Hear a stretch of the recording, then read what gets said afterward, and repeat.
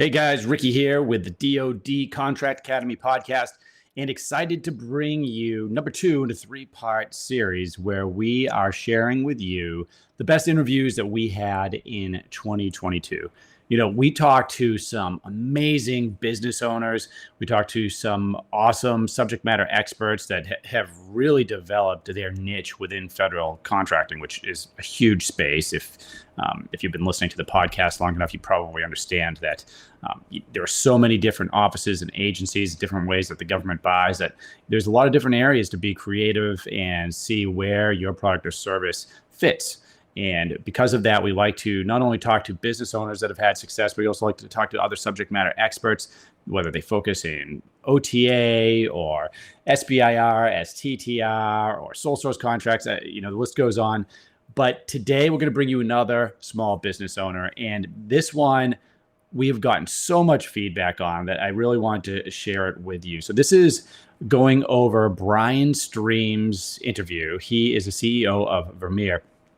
Brian started out, he was a NYU film student, ended up starting a business where he was filming movies in Hollywood with his drone production company. So he did all like the drone shots and a lot of the Fast and the Furious movies, things like that. And he felt a calling for something higher, right? He wanted to work and help improve the military and thought maybe the things that he was learning in the drone filming industry could somehow pivot and maybe be used in the military. And he went from, and when I say he had no federal experience, he didn't just not have any past performance. He didn't have, and he had no one in his circle that was in the government or the military. It was a totally foreign land to him, as you'll hear in the interview. And what really impressed me about him is how he went from zero knowledge of federal contracting, zero relationships or knowledge of like how the government worked and the military worked in this space, and just through grit and determination and persistence and wit was able to create his own network and win SBIR after SBIR. And you'll learn a little bit more about that program if you're not familiar with it when you listen to this episode. So I think you guys are really going to love this one. We are here to help you. We're here. The reason I started doing this is to let more small businesses know about the opportunity of selling to the government. The U.S. federal government is the single biggest purchaser of goods and services in the world. They're the single biggest purchaser of small business goods and services in the world. And they are required to buy from small businesses. The Small Business Association is the one who sets the percentages essentially with the agencies. And it's usually 23% of contracting efforts, whether it's the military or other federal agencies, has to go to small businesses. And a lot of businesses don't realize this, right?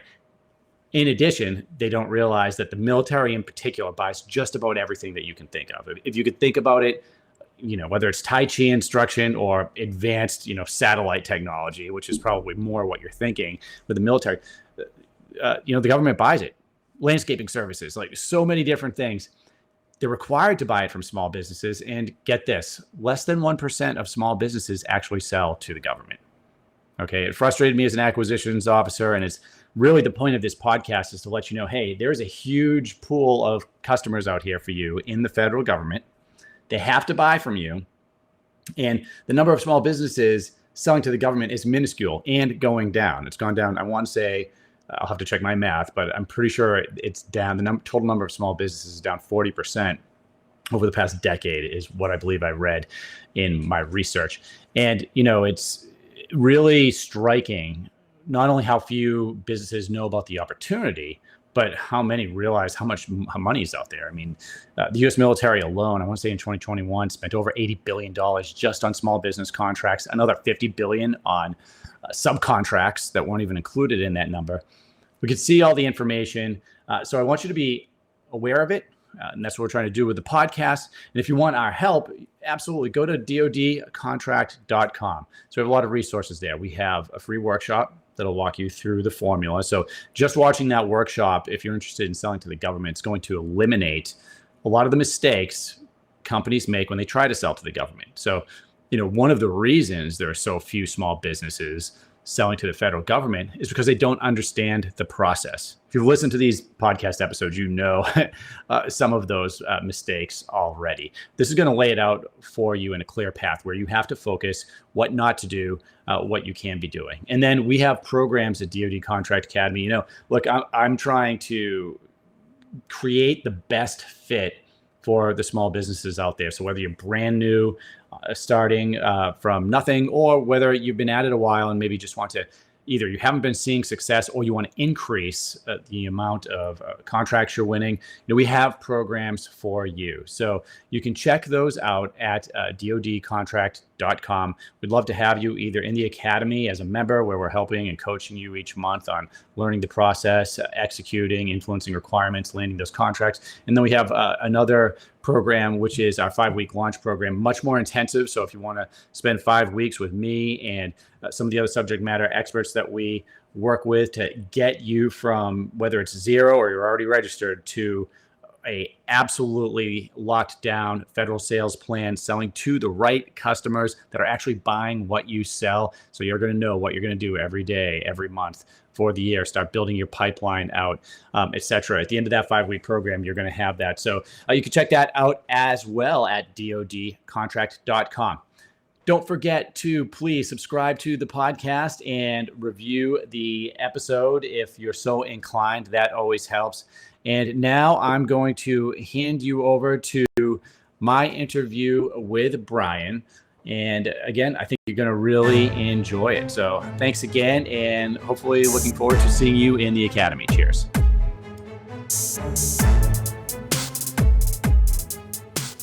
All right, Ricky Howard here with the Government Sales Momentum Podcast and DoD Contract Academy. And today I'm here with Brian Streem. Hey, Brian, how's it going today? I'm good. Appreciate you taking the time, and looking forward to the chat. Yeah, no, I'm looking forward to getting an update because we first met. I want to say, I might be wrong on this, but I want to say it was either at AFWorks or DIU in Boston at the actual facility. Does that sound right? Yeah. So I met you very early in kind of our defense. I knew nothing about defense when we kind of met. This was This was pre-pandemic, probably a few weeks. Pandemic might have been raging, but nobody knew it was raging yet at that time. But yes, I was in Boston. We were at my company got into this TechStars DoD AFWorks funded program where essentially the AFWorks, the Air Force were essentially looking to inject innovative technology companies into the DoD. And we got into this 10-person cohort that was run by TechStars, which is like a very well-known kind of like third-party technology accelerator, where essentially the DoD went to TechStars and was like, hey, we need to find innovative companies, but we don't know where to look. We don't know how they think or their lingo, but you guys at TechStars do. So the DoD hired TechStars to essentially like run their accelerator. And I think there was like a few thousand companies that applied, and they accepted 10 companies into this program. So I moved to Boston. I live in New York City, so I moved to Boston for this program. And I kind of realized that I was a little in over my head with kind of all this defense acquisition kind of stuff. It was kind of a steep learning curve. So yes, we met through kind of like I was trying to find folks to help me break into the defense space, essentially. And that's how we got connected. Yeah, my initial, just one quick thing. I was actually kind of like shocked. My initial impression of kind of like the DoD stuff when I got into it was I kind of assumed that I have no defense background whatsoever. We were kind of building this technology, quite frankly, for like the Hollywood filmmaking world. Right. And I just kind of assumed the DoD had all this stuff already. And when I kind of got to Boston to be part of this program, I really quickly learned that, they don't really have any of this stuff. So we should build it for them. So that's like a little bit of, when and how we met. Yeah, no, it's interesting. It's an interesting program to jump into. And I think, because it can be overwhelming, and it is for a lot of companies, especially new to, defense contracting or government contracting in general. But to be able to dive into a program like that and be surrounded by people that kind of understand the lingo and have been working in it, and and be with other companies that are kind of new. I think it's a nice way of I guess trial by fire and just learning learning quickly. Yeah, and it's funny too.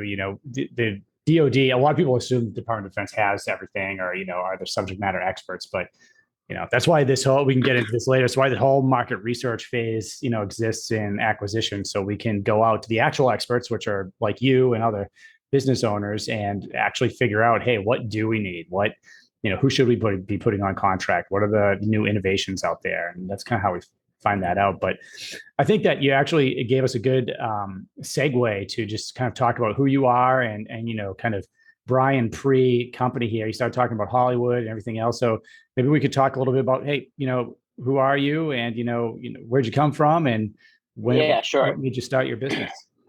Yeah, sure. So I actually started this company in it's been a minute, but we kind of went through a pivot. So I started in like 2013, 2014 in drones. So I had a company where we were flying essentially drone missions for Hollywood movies. So we did kind of anytime you saw a drone shot in a Netflix or an HBO movie or TV show, there was a good chance it was my company like executing those drone missions. So I went to NYU. I studied film production. I've always been very interested in kind of unique image acquisition technologies. Mm-hmm. And that's like what a movie is. It's like a camera capturing this, like whatever the scene is. So I'm very interested in kind of like novel and unique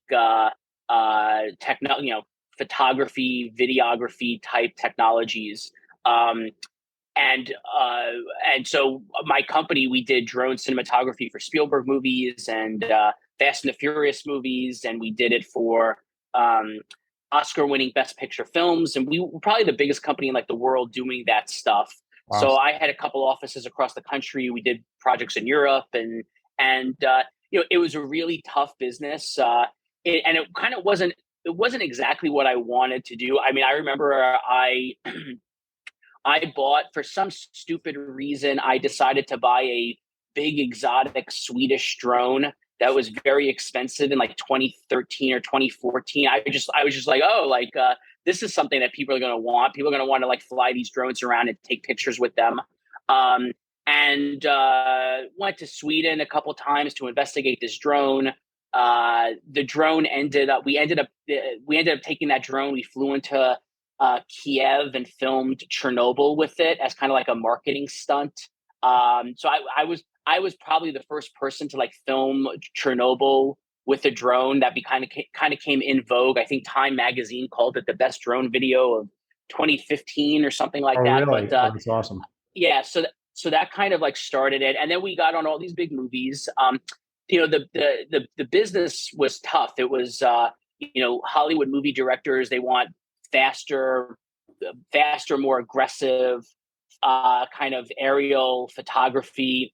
And it was a service business. It also wasn't really exactly what I wanted to do.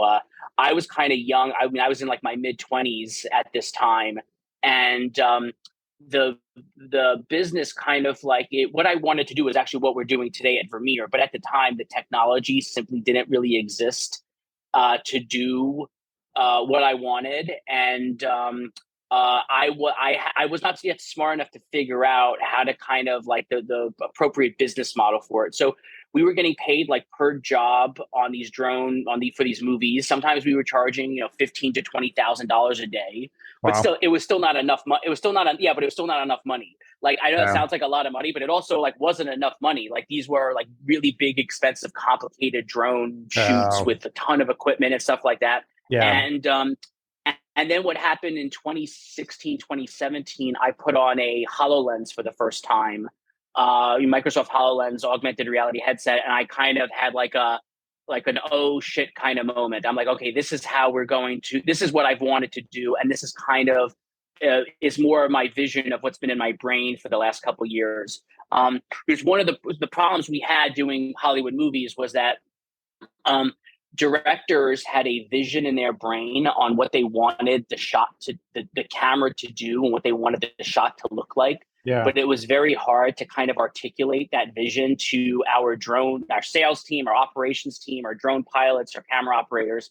So when I kind of put on a HoloLens, I kind of went, okay, this is how we're going to do this kind of like use this AR VR headset to like manipulate the drones and visualize the data.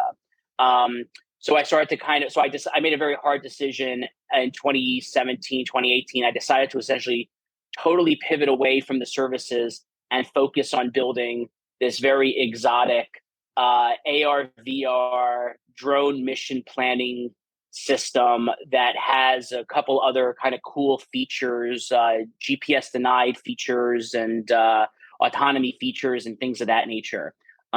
People thought I was crazy when I decided to kind of pivot away from the service. I mean, we were doing a few $1 million of revenue and the business was profitable, but I had a lot of conviction that it was like the wrong thing to stick with, and it just I just wasn't happy doing it. So if I was, and that my naivete was probably if I kind of knew how hard it was going to be to pivot, I probably never would have done it. So the fact that I didn't know helped me actually do it. And then I kind of spent 2 years building this AR VR toolkit to control drones, and then I ended up meeting a gentleman who a guy named Warren Katz, who was running this TechStars DoD program in Boston that I mentioned, and he pretty much said, "Hey, the DoD would love this." And my answer was like I said, my thought was like, don't they have this already? Like what on earth? Like what on earth could I possibly provide?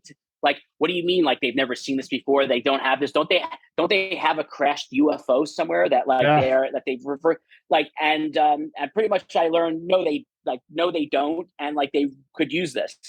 So, and then when I kind of got to the program, is kind of like when I learned about defense and stuff like that. Sure. Interesting. So that was your first kind of initial, I guess, DoD related thing, right? It wasn't, was it SBIR program? Did you receive an initial SBIR and a little stipend? Yeah. So the program was in essentially it was essentially like 5 months of just kind of like making intros to folks inside of DoD. Kind of, I mean, I probably had never. It had probably been like I couldn't name an instance, quite frankly, in my recent life before this where I had spoken to someone in uniform. I was just so far like I couldn't name an instance where I ever spoke to a colonel, where I ever spoke to a general, a sergeant. It was just like a major, like it just was not part of my kind of world at all. Right. So the program kind of gave an opportunity to kind of like meet some of these people. And then I kind of learned about the SBIR program. And honestly, when I learned about the SBIR program, I remember I was floored by it. I remember I was standing at the office of my mentor, the guy named Warren, who was running the program, and I was just like, what the hell are you talking about? 3 times a year, the government hands out you have at the time I thought it was like a 15% chance of winning $1 million. Like that is the best odds in the universe for winning $1 million. Like I can't believe that. I subsequently have learned, I think it's probably more like 6 or 7% chance, which still, even 6 or 7% chance is still like the best odds in the universe for winning $1 million. Yeah. I mean, it's, for a lot of people, if you're looking at, and we can get into what SBIR is just in case someone is listening and they don't understand, but I mean, even, a lot of companies out there that are looking for like venture capital, right? Or, they have a startup and they're looking for funding, often the SBIR program is a nice either alternative or addition to, what they're trying to do to raise money, and the government there's grants and other things as well. But that's really interesting. Okay. So you found out about SBIR. So what happens next? So I kind of, I was kind of intimidated. There were 9 other companies in this program I was in, this TechStars program, and a couple of the other CEOs of the other companies, they had kind of former colonels and former colonels who were the founders of those companies, running those companies. Right. And in order to win a SBIR, you need like an MOU, a memorandum of understanding, signed by a customer in the DoD. And it pretty much says like, kind of like, we propose for $1 million. We're going to like do this stuff. We're going to take our existing product and we're going to kind of make these tweaks on it for you, this DoD customer. So you need kind of like an end customer and an end user signature. They're not committing any at this stage. This is a direct to phase 2 SBIR from AFWorks. So direct to phase 2. So you don't need to do a phase 1, which I think is 50 or 100K. This is direct. So you could propose a time machine. You could propose whatever you want. Yep. And as long as you find somebody who's like, we'll sign this document. We'll essentially, like, it's their time is what they're committing to kind of review the process over the 12 to 18 months if you get awarded the $1 million+ from the SBIR program. So number one, I was like, holy crap, I can't believe there's just like, they're just giving $1 billion. It's an insane amount of money to 100 companies, 3 times a year. So I kind of treated it like a numbers game. I believe that you had a 20 to 30% chance of winning. So I was like, okay, if it's a 30% chance of getting one of these, I need to get 3 MOUs because then the odds are I'll win one of them. Like that was the way I thought about it. Mm-hmm. And I was like, okay, so you need to get people, majors, colonels, I don't know who, but you need to get somebody to agree to sign this document. And what's in it for that? Like, it's the easiest sell in the world. It's essentially like, hey, do you want to sign? Do you want to be in cahoots with me and try to get those people's money? Like, what do they have to lose? They don't have to lose anything. Like, you're offering them this cool technology they could play with first, and be like first to the table. So I was like, this should be taking candy from a baby to kind of get these MOUs signed. So I essentially kind of, there were these other former colonels who retired, who were running these other companies in the program. I asked them how they were getting their MOU signed. And they were like, oh, I was roommates at the academy with a 2-star, which is shorthand for saying like, I know a general. And the other guy was like, oh yeah, I know a general and he's going to sign. And I was like really intimidated. I was like, oh shit, these guys like know people. Like, how the hell am I supposed to do this? So I decided to essentially just like cold call and cold email and cold LinkedIn anyone who I thought might listen to me. A lot, and I kind of, I probably spoke to over a year. And so now COVID happened. Mm-hmm. I moved to a log cabin by Lake Winnipesaukee, New Hampshire. Oh, nice. And I just spent, well, yeah, it was nice, but I spent morning, noon, and night in a cabin, just cold calling and cold emailing people at the DoD to ask them if they'd sign my MOU. And like, but like I did it with a little bit more grace than that. Yeah. Like I get it. The number one rule when I kind of had with doing this stuff is like what I had going for me was like I made really cool demo videos of the technology because people were like, oh, you need a quad chart, and I'm like, I don't know, that quad chart looks stupid. So I was like, what we're doing, like, you have to appeal emotionally to people. Yeah. So like, you got to make it sexy. All the things that like, I come from like a movie back. So I love sci-fi movies. And I was kind of like, I can't believe they don't have this sci-fi stuff that I've seen in sci-fi movies, but they've, people in uniform, they've seen those sci-fi movies too. Of course, you guys probably share a lot of similarities because I'm one of them. Yeah. And, a lot of people join the Air Force. So I'm like, I'm disappointed in like that they don't have this stuff. They're probably disappointed too. So I'm like, let me start to like lean on like this, like we're going to build the super coolest, sexiest stuff. So I had these really cool demo videos or concept videos of what we were doing or what we were proposing. And I had one basic rule, which is when I got somebody on a Zoom call, never, ever, ever under any circumstance did I open my mouth first. I always started with like, so tell me about yourself and what you do. And then, people love to tell you about who they are, what they do. And I kind of, if they said something that I didn't know, like ISR, okay, I'm like, I'm sorry, what is that? People, I had a little, again, not being naive. Like I think people thought it was like kind of cute. Oh, look, he Yeah. doesn't know, but he's like trying to figure it out. So I was like unabashful. I probably spoke to people I shouldn't have spoken to. My links that I sent, my demo videos probably got forwarded to other people.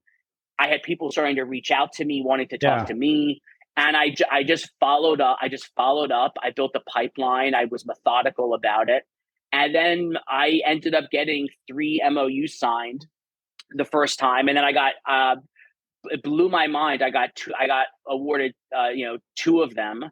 But the thing to I think really kind of like harp on here is that by asking people what their problem is, like there's kind of there's a magical, like, don't be, so you can't pitch something like that's like just stupid. Right. Like I asked them like who they were, what their problem was, and then I asked them, oh, tell me more about that problem. Tell me more about that. Tell me more. Is this a thing? Is this a thing? Sometimes that would go nowhere. Yeah. But like more often than not, like somehow you got to take whatever their problem is or whatever you're kind of drilling into.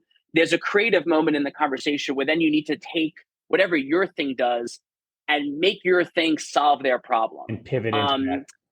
And you kind of pivot into that. So there's like a new, and you have to be like quick on your feet, and you need to have like do it gracefully. And I was successful in kind of doing that. And ultimately what I actually learned from speaking to all these people is I kind of learned that a feature of our product was actually solved a bigger problem than than what I thought my product was. So like it was a kind of a case study in like market research. Like textbook, like by doing all this, I kind of learned that like the problem that everyone said over and over again was GPS denied capability. GPS denied. We're very worried about GPS, and this is before Ukraine. And I literally had a spreadsheet in Google Docs that I had every column was a feature we were building, a feature we thought of building, a feature we had built and abandoned. Yeah. And then every time someone said one of those things, I put like an X in it. And by far and away, GPS denied was the largest thing. So this is, can I stop you right here? Because this is amazing. And I think people are really going to love this because first of all, for people that have been involved with SBIR, just by getting those MOU signed, you have accomplished something that a lot of companies find extremely difficult to get done. So just to recap, it was, by the way, it was extremely difficult. It was very hard. I mean, it was very hard. It was grueling. But it wasn't easy. No, it's not. But so here's a couple just for anyone listening. Of course, SBIR programs, Small Business Innovative Research.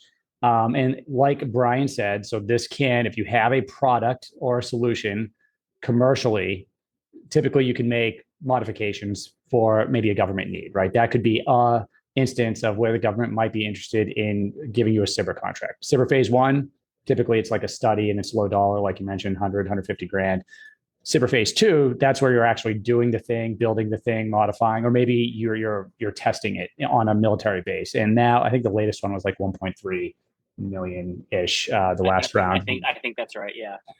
But so what's really interesting about this SBIR program, right? Which separates it from everything else in defense contracting is that, normally, like, and we're going to talk about like where you're going next and where you're looking at, but, if you wanted, a $20 million contract with a government enterprise or 30 million or whatever it is, that's probably not a SBIR program, although it could be, TAC, Fire, StratFi.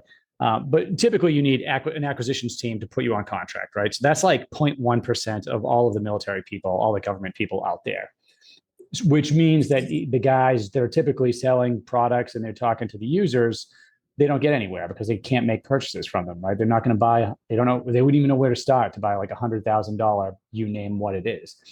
But with SBIR, now, like you said, you're using somebody else's money, the SBIR program money. You're using somebody else's contracting team, the SBIR contracting team.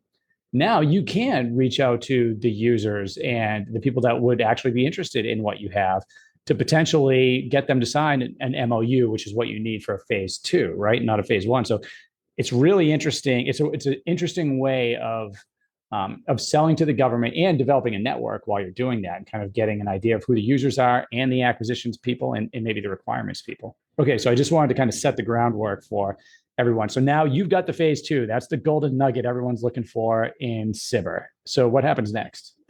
Yeah. So, so what happens then is I kind of, I'm like blown away. I'm floored. I'm like, holy crap. We won two of these things.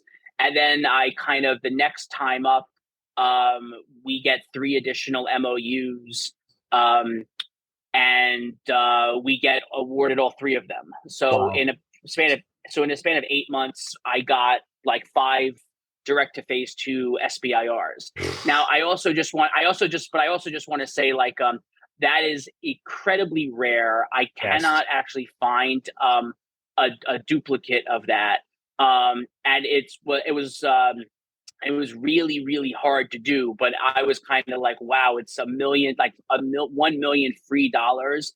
Like that is worth aggressively pursuing. And other people have kind of come to me asking me like, can you help me do that? And it's like, no, I like you like, and then I've told people like how I did it and the amount of legwork I put into it. And then people have been like, well, I don't have time for that. I'm like, all right, well then you're like not going to win. You're not Like going to you're like win. not going to win it. Yeah. So like, that's fine. But like, it took every ounce of effort in my body. And, and I had to work out a process to kind of, I mean, it's like a sales process. So I had to follow up with people. I had to kind of, sometimes people felt comfortable enough to give me their cell phones. Like there were people who were like, I'm going to be here until midnight at wherever I am, wherever I'm stationed, and like I will call you on your cell to let you know that the colonel signed and like some of the things got really down to the wire. I mean, Yeah. things are last minute. The commander who's ever got to sign it is, and there's a whole process involved that like I'm not aware. And sometimes you're just like hoping Yeah. that this stranger who like you've built a rapport with, is going to like come through for you. And you could almost guarantee that some people will fail and some people will be like, man, I know I said I was going to, and I failed and I couldn't get the commander's signature. So that will happen. And it's happened to me. But also like, you gotta be a little like, you gotta hope, I mean, there's no easy, you gotta hold people's feet to the fire. Sometimes if people fail on you, like, it's good because then the next time, like they feel guilty and like they know, like now, like the people in uniform who are trying to help you, who are vouching for you, they don't want to look like an idiot to you. Like they want Right. to, they a lot of times they feel. I mean, this was like a mind blowing thing. A lot of times, the majors who are kind of like the vouchers or the colonels who are kind of like we want this, Brian, we're going to do this with you. They feel blessed. They're like, wow, I'm so fortunate that you're giving me the opportunity, me, the colonel, the opportunity to go get this $1 million from these other people, which is like crazy to me. But that's like sometimes like the dynamic. They feel so Yeah. honored. And because we've won a couple of them now, people feel like I'm like a wizard expert, so they feel like I can't, because once you get a little credibility, you get more credibility, you kind of like build off of that. So we got we got five phase two SBIRs. We got an OTA. We got we're a prime on an IDIQ, and like this was kind of part of my. I have another very simple rule to sales, which is, you can't sell crap to people if they don't know you exist. That's If they true. know you exist, you have a 1% chance, and that's way bigger than 0% if they don't know you exist. So I just kind of let it be known. I reached out to everyone. I had, setting up phone calls, having hour-long meetings with a person that may or may not go anywhere is risky, but you build. I built relationships with people. Like I got relationships with some people that I met cold that I went to their retirement party in Kentucky. Oh, that's Guys awesome. transitioning out of SOCOM. So like I really worked. I mean, the right word is hustled. I hustled Yeah. really hard, and now we just received a TAC-FI, and Amazing. I raised a few $1 million, and we have customers kind of pounding at our door for some of our products. So I'm doing kind of like live demos and stuff like that right now. And yeah, I'm very fortunate that the government has all these kind of non-dilutive non-dilutive, the non-dilutive capital. And like, listen, there is a very there. I had a decision maker at one of the soft units recently tell me that there's a 2% transition rate from a SBIR to a program of record. So phase two SBIR might sound like the holy grail, but it's actually, I mean, it's not. It's like there's still a lot of slog to go through.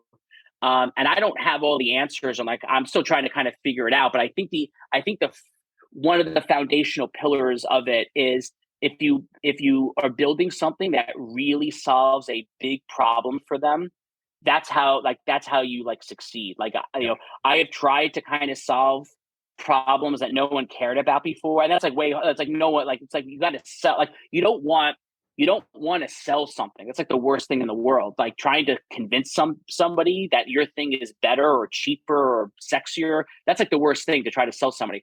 What you want is somebody begging you, please take my money. I am so desperate. The pain of my problem is so immense and so big. Even if your thing doesn't work that well, if it works a little bit, I'll be willing to pay you $5 million for it.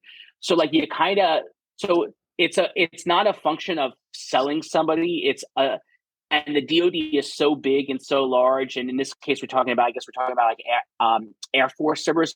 The Air Force is so big and the military is so big that it's not a function of trying to sell someone. It's about trying to find, you're more of a detective.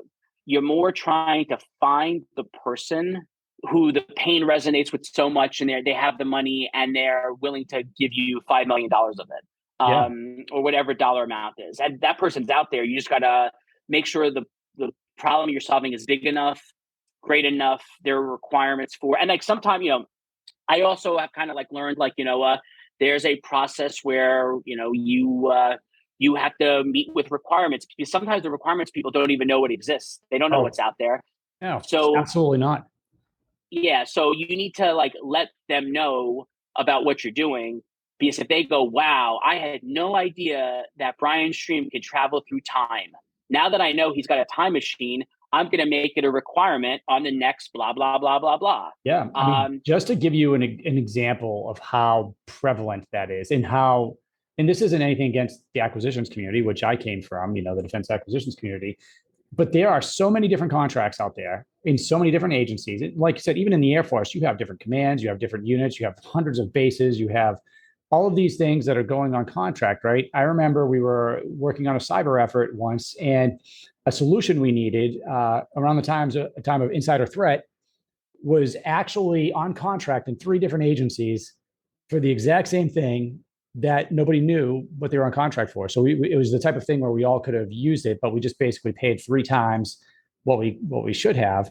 And they often don't know. And with SBIR in particularly, you might be about to jump in on this, but one of the advantages of SBIR Phase 2 graduates, which a lot of people don't know, not only companies, but contracting officers and acquisitions teams, is if you're a SBIR Phase 2 graduate, that gives a contracting team the ability to give you a sole source contract, essentially, the ability to put you on contract and avoid competition. And we've actually had to help some of our students and clients put that language together to teach the contracting officer on the other side that, hey, you actually don't need to compete this. This doesn't have to be difficult. Here it is on a silver platter, So sorry to break in there, but no. So I think you come to a good point, which is that some of the contracting people are like brand new at the job. They don't know anything. Sometimes it comes down to a personality. Sometimes you have great contracting people who are like, hey, call me on my cell. And then you're like, hey, contracting person, how's it going? And like, they'll help you and they'll be knowledgeable. Sometimes they won't be knowledgeable. So you kind of need to like help them along. Yep. And yes, the amount of I use the time machine to be hyperbolic, but like, the government definitely invented a time machine, but it's in a closet that someone forgot about. They don't have the key to it. It's running on Windows 32-bit and everything else is Windows 64. It's just a hodgepodge of mess, and no one's talking to anyone. I mean, that's part of my other. I'm like, aren't they doing that like over there? It's like, yeah, but like those people over there have no idea what's going on over there. Yep. And that is actually like that is profound and rampant. And I suspect that that's somewhat by design, because I suspect it's both by design and just lack of effort, or just like it's just too big to kind of. But like it's like I assume you want to have redundancy, so you want like multiple time machines working. So if one time machine company goes out of business, you have another time machine. But I also suspect just no one's looked and no one's kept a database of who's built time machines over the last 65 years for the Department of Defense. Sure. I mean, when you talk about especially the big programs and the big weapon systems, you have so many people from the general, from the PEO, all the way down to like the individual program managers and the contracting officers. I mean, hundreds and hundreds, if not thousands of people, and billions and billions and billions of dollars. And so now you might develop, like there was an instance where we had two weapon systems and they couldn't communicate with each other. Like we find after they're already built that, the data links don't work and they weren't, and we fixed that since then.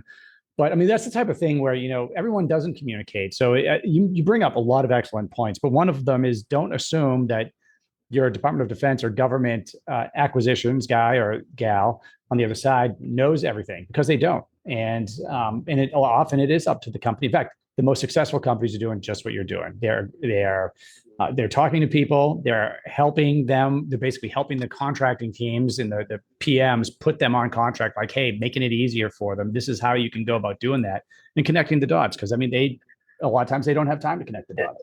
Yeah, and that yes, you got to make it easy for people to like sign like you just got to like make it like fluid, respond quickly. It's respond quickly, politely.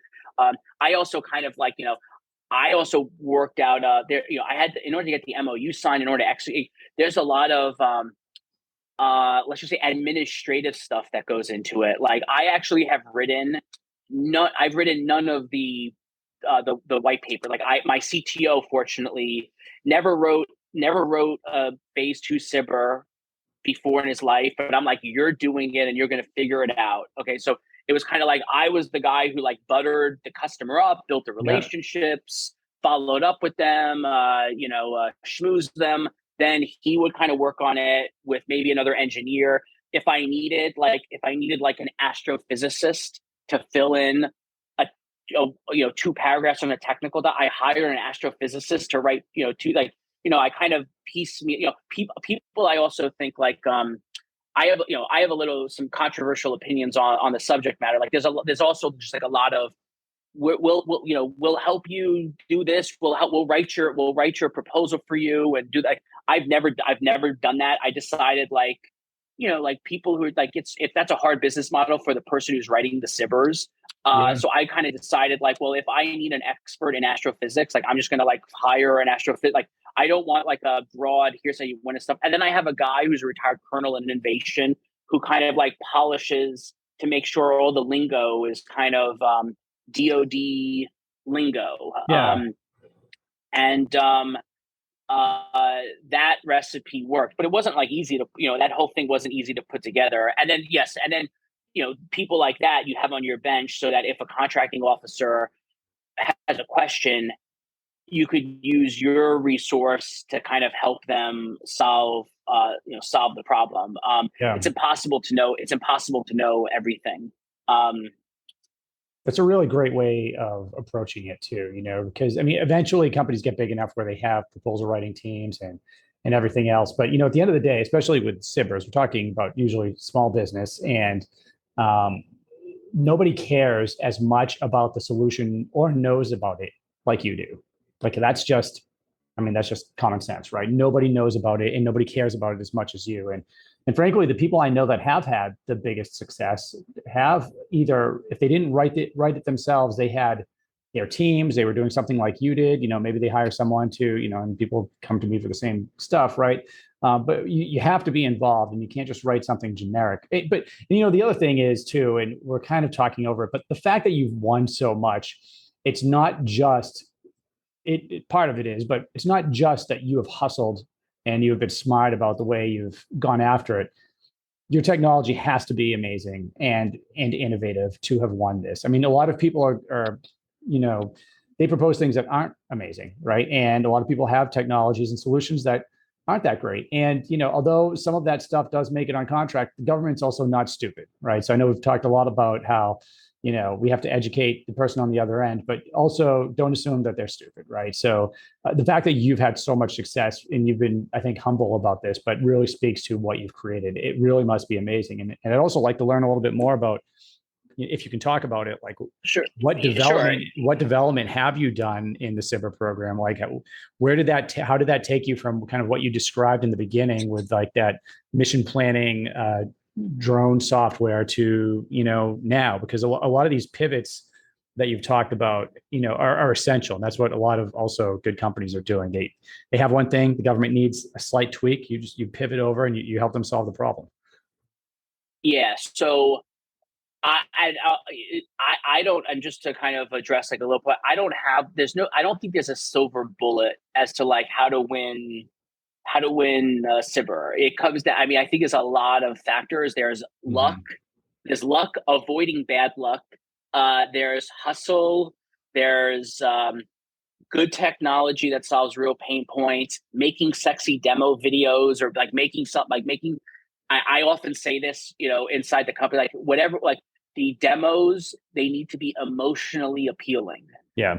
Like it needs to like warm the spirit of the imagination. Like it needs to like get people's juices creative and all their juices flowing. And then the last is it's in the hearts and minds of judges on a panel that you'll never meet, and or maybe you'll meet them, but you won't know that they judged your thing. So it comes down to a rack and stack. I mean, there's just so many nuanced things to it. Yeah.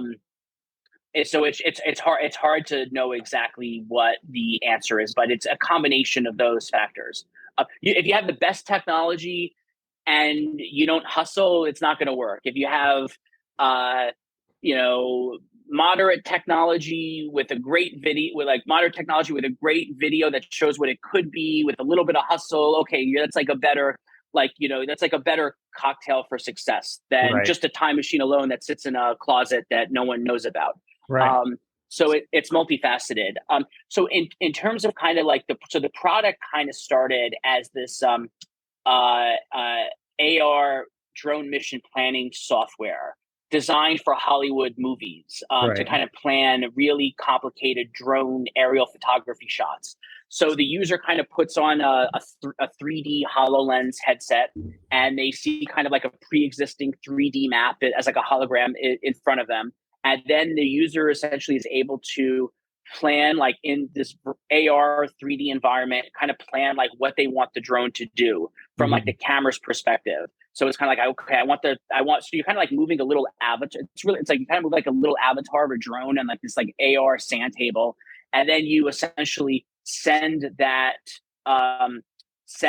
mission to the drone, and the drone autonomously executes what you kind of pre-visualized and pre-planned in the AR world. So ultimately and we had a feature of it that was kind of this essentially to kind of make the shot more precise. We were kind of comparing what the camera of the drone was looking at to the existing 3D model. So if you kind of wanted the drone to land on a certain window of a certain building, we were using computer vision algorithms on board the drone to kind of match what the camera was seeing to the pre-existing 3D map. And it's like a Google Earth or like One World Terrain 3D map that's on board the drone to kind of make the shot that you had planned more precise. So when I did my kind of market research, I found that everyone needed GPS denied capability. And that's kind of was the feature of our mission planning. So I kind of made that its own product. So we call that visual positioning system. So the way that works is we essentially compare EO/IR camera lens systems to a pre-existing One World Terrain map, which is a global database of the world. They take a satellite and oblique stereoscopic satellite images and generate like kind of a 3D map of the world. And it's very accurate. It's 0.5 meter to meter accuracy. Wow. And essentially we compare what the camera is seeing to this existing map. And when we find a similar instance of it, we're able to essentially figure out your location. So customers really love that because it's totally passive. It doesn't emit anything. You can't spoof it. You can't jam it.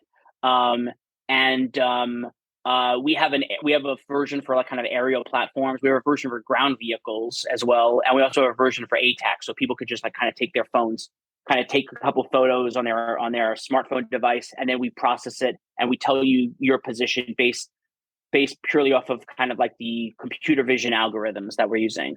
Okay. So there's a tremendous so that is an example of kind of like that was a feature of our AR drone mission planner, but now it's like its own product that ton of like, and I learned that's I would say GPS is like a foundational product, like helicopters, missiles, boats, planes, jeeps, tanks, ATAC, everything uses it, and the DoD is very concerned about losing it under a number of different scenarios.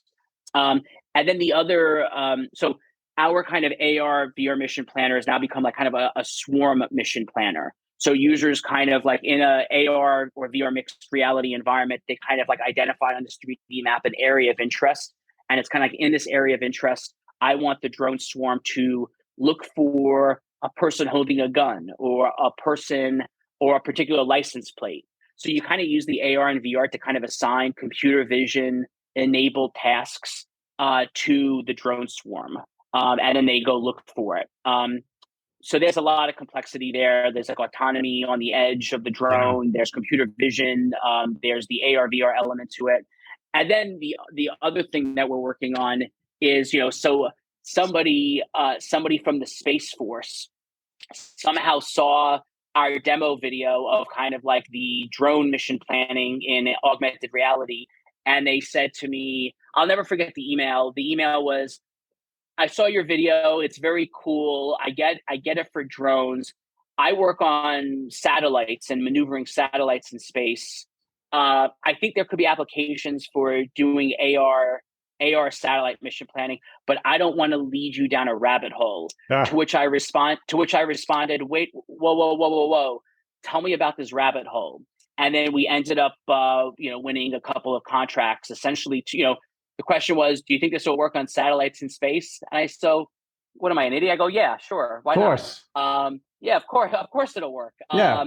So we got a couple contracts for that, and that's very again, that's like your typical sci-fi movie. Somebody's looking at like a hologram of the universe, and they zoom in and they want to kind of like plan a complicated, satellite mission or a space vehicle maneuver. Sure. And I kind of built on from there. Yeah, and I mean, well, let's see. It's I guess September now, 2022. I know space command and control is a huge topic right now, and there's a lot of work that they're doing on that. That's amazing. You're having incredible success, and then you just want to TACFI as well. So you're it sounds like you're walking down a path to keep developing some of this technology.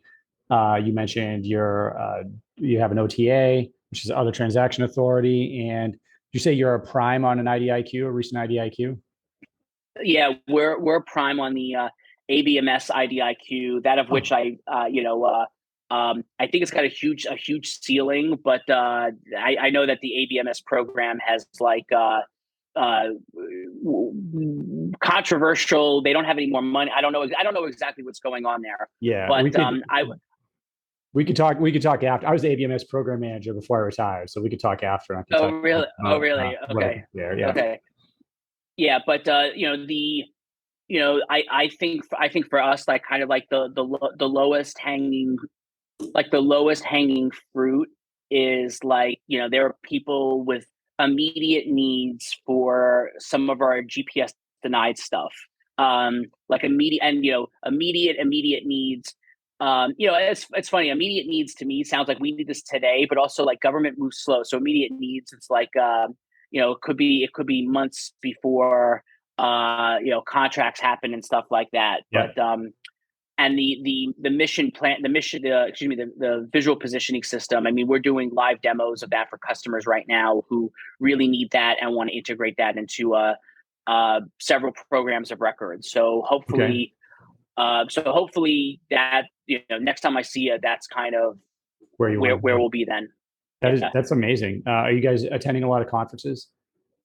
Yeah, tons. I mean, we were at SOFIC a few months ago. We there's a lot of kind of smaller conferences that are kind of more like like in the know kind of, I mean, one of the things that like our success, I mean, I've now been fortunate enough, I've hired, BD guys that have 20 years of experience who worked at Leidos and General Dynamics and AeroVironment. So I've like built a team that like knows more about the space than I do and has had success, winning $100 million prime,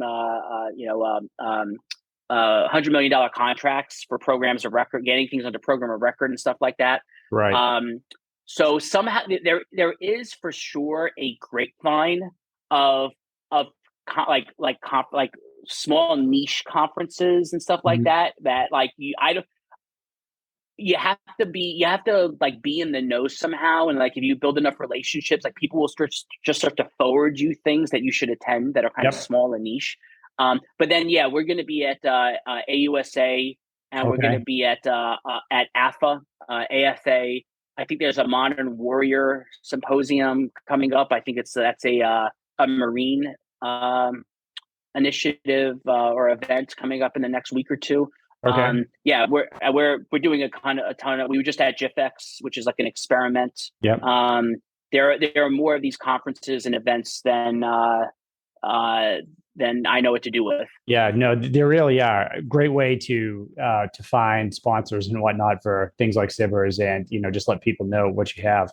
We're coming towards the end of the hour, but I want to get just some final thoughts on maybe what your advice would be for a small business out there that maybe has an innovative technology that's thinking about selling to the Department of Defense or one of the other government agencies. Go, no go. What would you tell them? That you really need to, if you're actually serious and you really want to do it, you need to kind of dedicate your own, like almost 100% commitment to it, or you need to hire someone who's going to dedicate like 100% commitment to it. And it's going to be really hard to do. I think that people think that they're just, I'm just going to go after this $1 million free and like they're going to put like a half-assed effort into it, and it's just like not going to work. The program also has gotten, I think, because they've done such a good job of marketing the Phase 2 SBIRs, but the amount of dollars I don't think has really scaled in the same way that applicants are applying for it. Mm-hmm. My understanding is it's like you have like a 6 to 7% chance of winning a Phase 2 SBIR, which is they get like I think that. And like this is kind of like I think that I don't know where I heard this, and I think this is from a somewhat good source. 1,000 something applications, and they accept under 100 of them, like 80 or something. I think it's like something like 80 or so of them. Mm-hmm. So it's really hard. It takes a full commitment, and you gotta like not lie to yourself about whether or not what you're doing, like whatever you're building, like actually like has like an application. I suspect that they're going after really kind of exotic, cool. I suspect this. I don't know this to be true. Mm-hmm. That they're going after like exotic, sexy things at like a TRL 5-6-ish, I think. All right. I suspect. And like it's funny. Like there are people who approach me at GIFX who are like, oh, I don't want none of that 5 or 6. Like, what do you got that's a TRL 1 or 2? Like, there's different like there are people out there with other money that like we want the thing that's certain to fail, but like maybe if it works, it'll be huge. Right. So like those are people. I think those are like DARPA people and people with DARPA type money and stuff like that.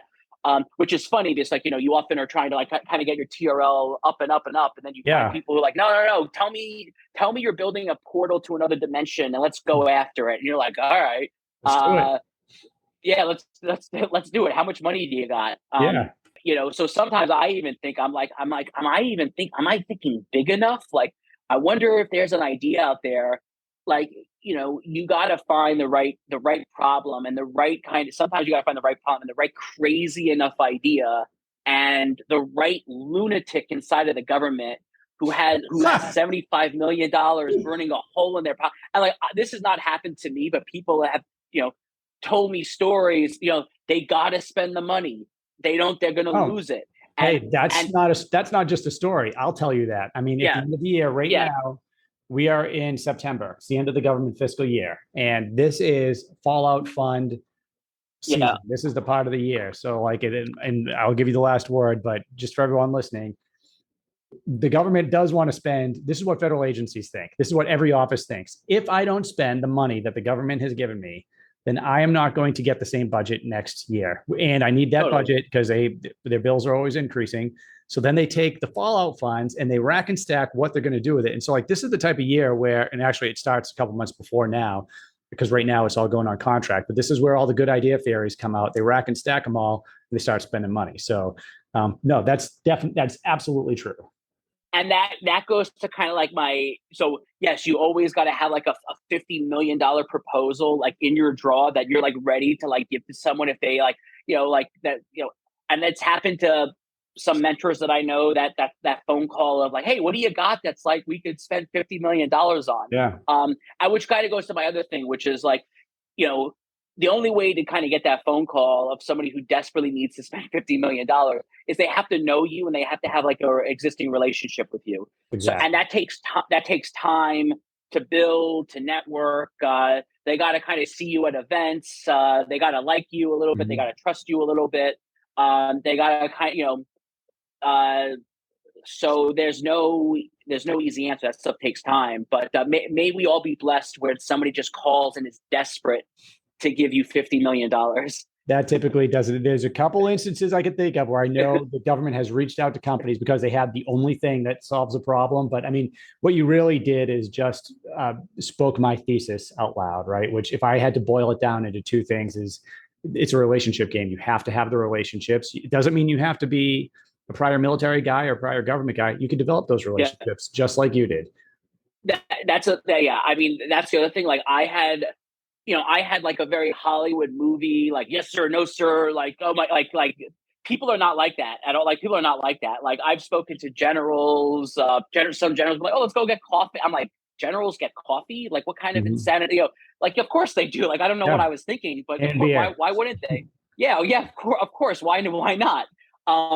So like you have to be like likable, and you need to be personable, and people are normal and they just kind of want to, they want to like hang out with people that they think are doing like cool things. And you also need to be, some people also in DoD, they're also transitioning, and some of them are also looking for jobs. True. That is true.